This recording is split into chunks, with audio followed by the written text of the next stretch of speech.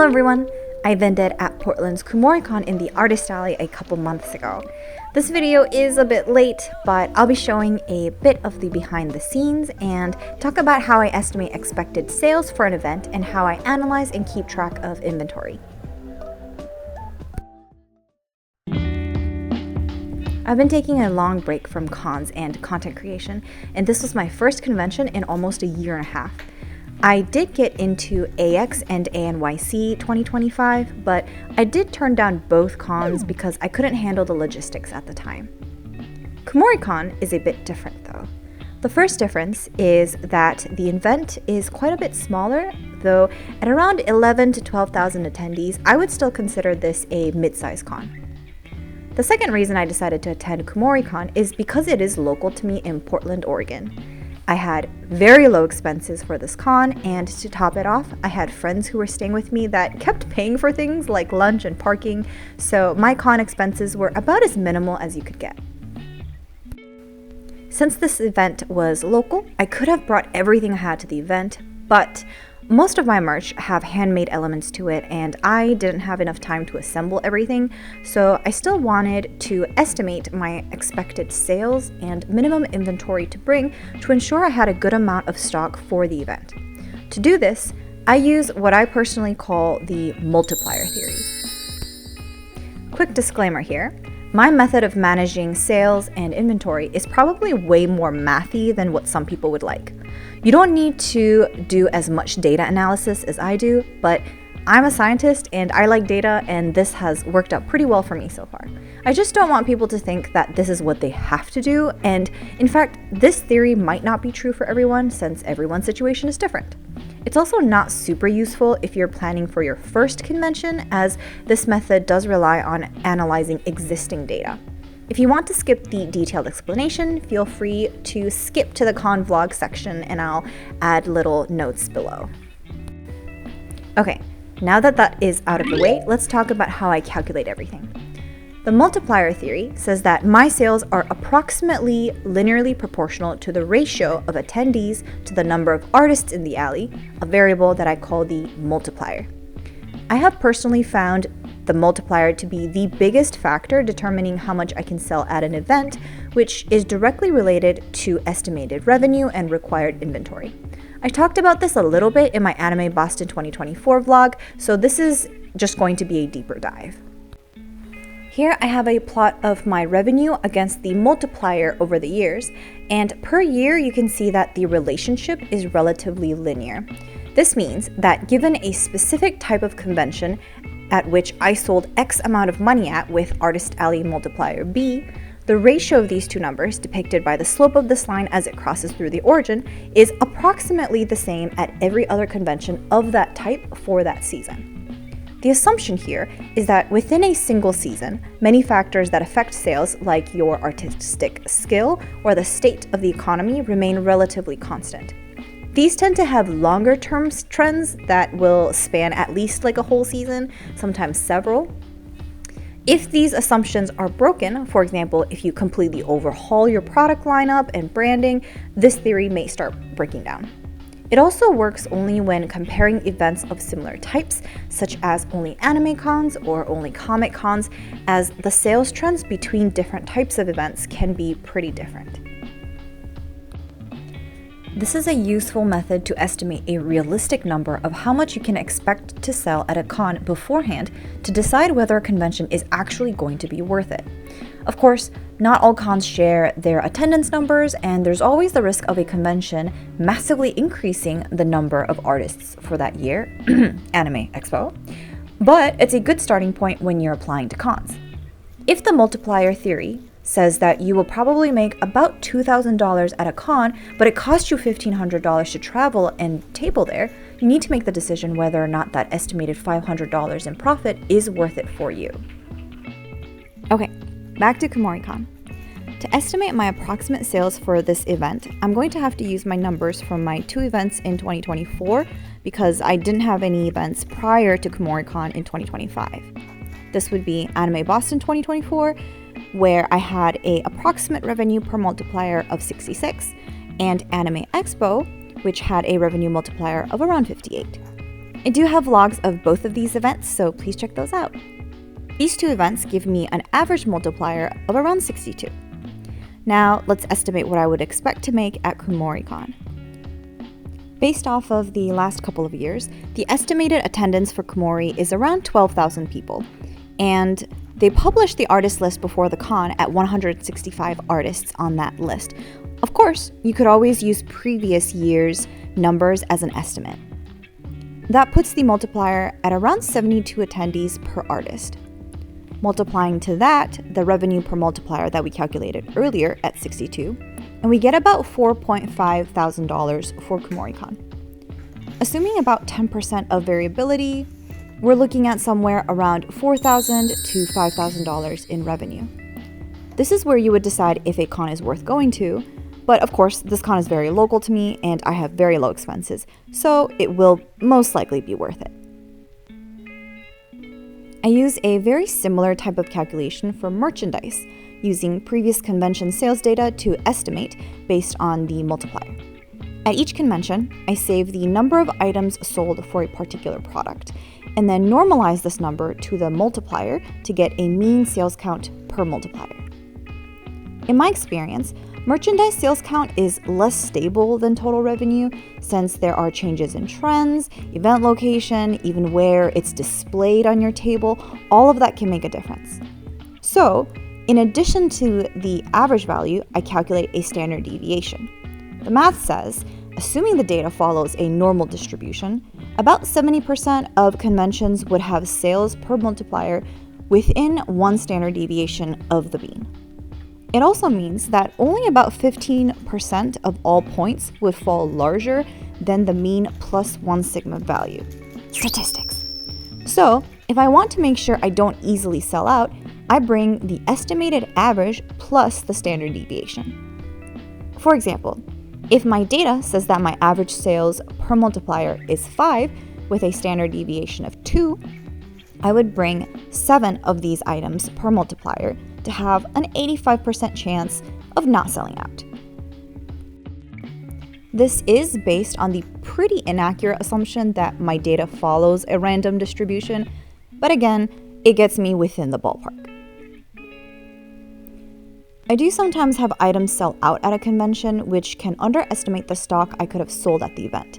And in those cases, I record a quote-unquote corrected sales number in order to more accurately add data to my set.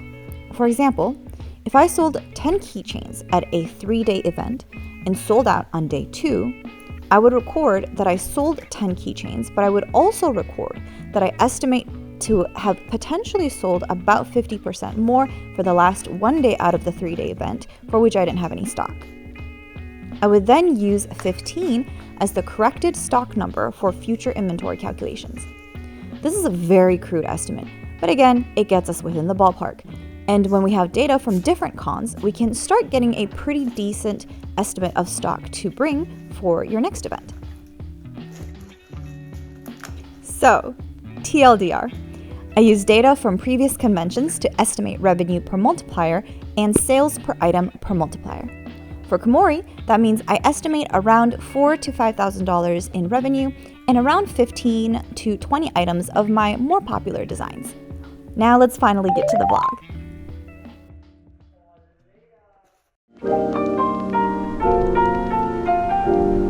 Kumoricon is a 3-day convention, Friday through Sunday, but we get to set up on day 0, which would be Thursday. They split the artist alley in terms of when we can start setting up, and my friend and I were both in the afternoon group, so we stopped by lunch first and headed over to the convention. Setup was super smooth. Both the event and venue staff were very kind and helpful, and we used the loading docks without any issue. This year, my booth was in the back and actually facing the loading docks, which isn't ideal, but that's just how it is sometimes. Unfortunately, I couldn't finish setting up on day 0, so it bled into day 1.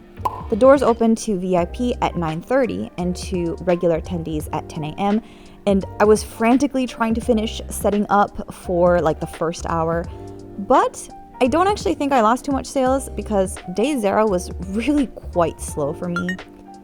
There were a lot of attendees walking around, but most folks I think were still browsing and seemed to be holding off on purchases until they made the rounds.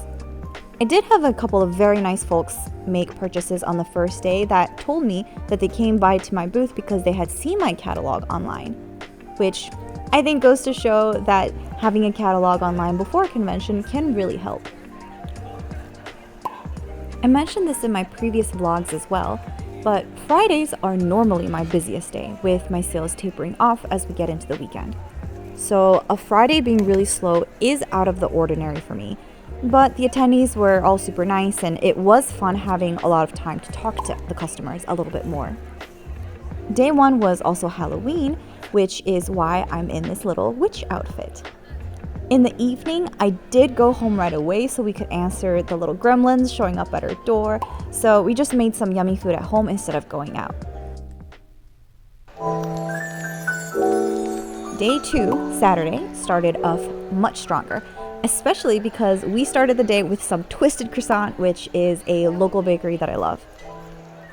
I think it was definitely a little bit busier overall compared to Friday, but there were still times where the aisle in front of me was just empty, which again, I was in the back aisle facing the loading dock, so I was just having a staring contest with it.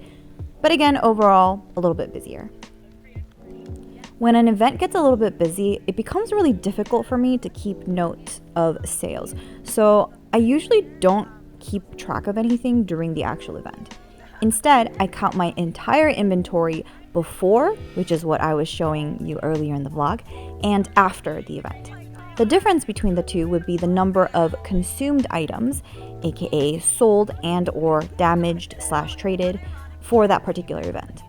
This can be ultra time consuming and might not even be feasible, especially when you have cons back to back, but I do a low enough number of cons that I usually have a good lead time up to an event. This method is also useful for my online store since I need to do inventory anyways to update my online stocks. The downside is that it has no specific sales information. For example, it doesn't tell me if certain items are sold more often as a singular item or as part of a bundle discount. If that type of specific information is what you want, then it might be better to write down the details of each transaction in a notebook or your phone. This is the most precise method, and you can go back and track spending patterns, breakdown of single purchases versus bundles, etc. But unfortunately, you do have to take the time after each purchase to write everything down. If you're at a slow event, this is still doable, but in my experience, it is very hard to keep up with. I also hate asking the customer that might be in line in front of me to wait while I take notes in the back. These two methods are kind of the extreme ends of the spectrum when it comes to inventory tracking at an event. There are many other methods, like adding tallies to a set of tables for your inventory, which is faster than writing down transactions, but isn't efficient at recording discounts. Or punching in every transaction on a point of sale system like Square, which could be directly connected to an online store. Each method has its pros and cons, and I think it's just up to what you as a business need in terms of data and preparation time availability before and after conventions. I ended with day 2 doing significantly better than day 1, which again is a big surprise for me because my best day is the first day, like 90% of the time. There was still enough downtime for me to talk to my customers individually though, which is the great thing about small to medium-sized cons. And there were also people who dropped by with presents or trades, which is always so heartwarming and I'm always so grateful. Kumoricon is also a ribbon con, which unfortunately I didn't prepare for. So I got to collect a lot of ribbons. Maybe next year, if I do get in, I will try to make ribbons of my own.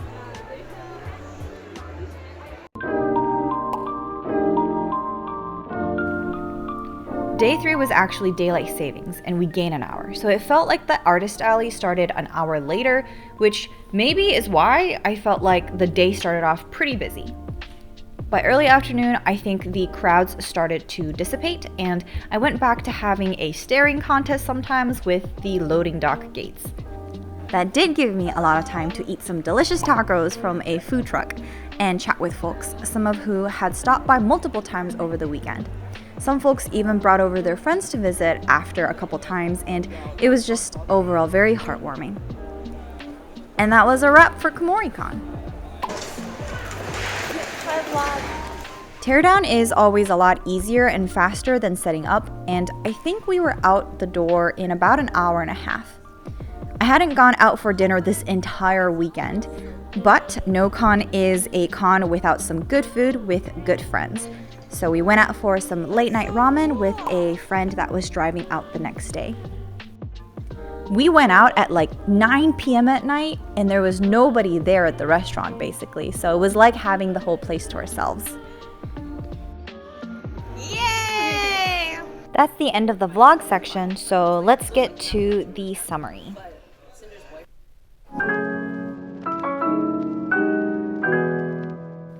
I've been showing my net finances for this convention in the upper right corner, but to break it down, I ultimately made about $4,100 in revenue. This is within the range of my estimate that we made at the beginning of the video. It is on the lower end, but I do think that that can be chalked up to the fact that 1, I was in the back row facing not other artists, but an empty wall with loading docks, and 2, due to the general increase in uncertainty about the economy, especially since my estimate numbers are based on cons from a whole year ago. If anything, I kind of think it's a good display of how well this multiplier method works despite these setbacks. I also mentioned that my Saturday sales were the highest this time, with Friday and Sunday being about the same. This is out of the ordinary for me, but after thinking about it, I thought it was in line with my placement and the current state of the economy. First, as my table was closer to the back of the hall, it's possible that some attendees didn't even make it to my booth until the second day. My other theory is that people are more careful with their spending right now, so a lot of people may have wanted to make the rounds first to look at everything we had to offer in the hall before committing to making certain purchases. Now let's talk expenses and profit. It cost me about $540 to be at this convention, with the largest cost coming from the table itself at $320 approximately, plus an extra about $54 for venue Wi-Fi because I didn't want to worry about the signal. That puts the event profit at about $3,600. There is one more big cost here though. The profit margin on my items are about 60 to 70% on average, meaning that about a third of all revenue I make is taken up just by the cost of my items. For a revenue of $4,100, we are looking at somewhere around $1,400 in item production costs. This means that my pure profit, after taking into consideration all costs, comes to approximately $2,200. This might not seem like a lot when you compare it to revenue made at large events, but the return on investment for this event, which would be your net profit divided by the total cost, is 115%, which is really good. For comparison, my Anime Boston revenue was a little over $10,000, but the return on investment was only about 72% because my travel costs were so high. And that's everything for Kumoricon. I hope this video gave you some insight into the data and planning that can go into vending at an artist alley table. The multiplier theory won't apply to everyone, but I do want to encourage artists to look at their own data and see if they can find patterns that help remove maybe some of the guesswork from convention planning. I wish everyone the best of luck for their upcoming convention season. See you out there!